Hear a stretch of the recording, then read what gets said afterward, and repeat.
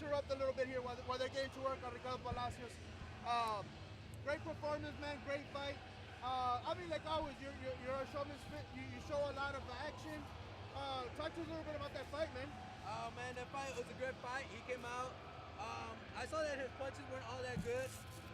When we were coming in, he gave me some good leg kicks. I was trying to check him and come in, but he was doing a good job with avoiding with me coming in. So he gave me, he was hurting my leg a little bit. It wasn't hurt to where I couldn't walk or anything, but I felt him. I started checking a little bit, but I started countering a lot more, and then started committing to body punches. What I like, man, I know you have good boxing. You definitely showcased it, but it's not so much the boxing aspect of it. It was more how you controlled the fight. You were picking your shots beautiful, and it just so happened that I was sitting next to one of the referees, and I was mentioning what was happening. I was kind of doing like a breakdown, like commentating privately, and I go, look, he's setting him up, and then boom, he landed a nice straight shot to the body, which nobody really does as much. And when they do, they touch it up, but you hit it hard. And I saw where it hurt, and I go, look, you see how that guy's dropping his hands? Right now, Palacios gonna rock this guy with an overhand, and sure enough, he dropped it, and you came with a nice overhand, connecting him, rocking him.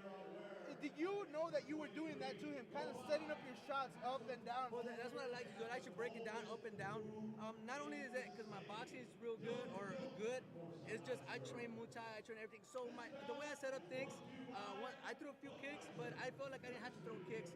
My hands were setting everything up, making them drop his hands the way I wanted to. As soon as in boxing, as soon as they drop their hands, you go on top. As soon as they go back on top, you go back to the bottom. And that's the way I was just doing it. Once in a while, I'll throw a kick to the body. Picking your shots, and it looked beautiful, man. The first round, of course, I gave you the round. I gave you a 10-9 round. The guy you were fighting was no joke, and he came out and he was throwing some kicks, but the power of your striking just kind of phased him a little bit in the later rounds. Fighting in 5-minute rounds made a big difference on that fight. Do you think? You know what? I think you were trying to think about your shot. I wasn't really focused on the 5-minute rounds, but you know what? If you really put it into play or put it in your head, I was overwhelming him with punches. So if it was three rounds, maybe I wouldn't have done as much damage as I did in the first round. If it was a 3-minute round.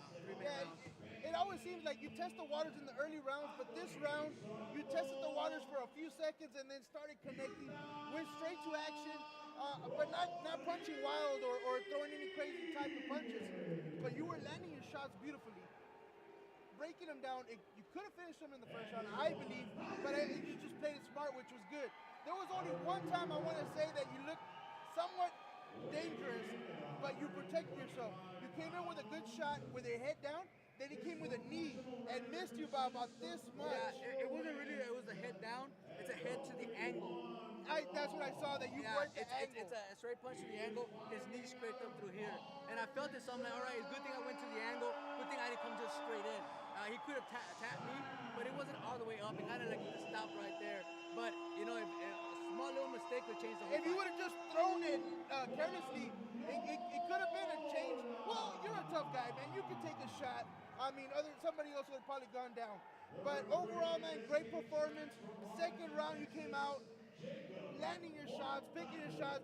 I don't even think the guy wanted to kick. I could see it in his eyes, Kate's sight, where he just didn't want to. I mean, he just stopped picking up his hands or dropping them down. When you hit him to the body, his hands would drop down, face would open up.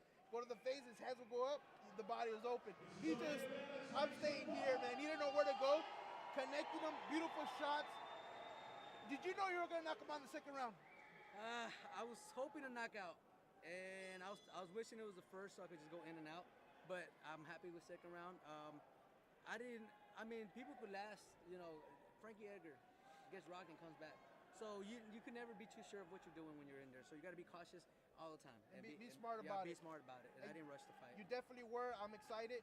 I'm excited to watch you back in the cage. And good friend, great fighter, great performance. I look forward to seeing you again in the cage, man. Cage-siders. And if you don't see him in the cage, you're gonna see him online with us, man. That's for sure. All right, guys.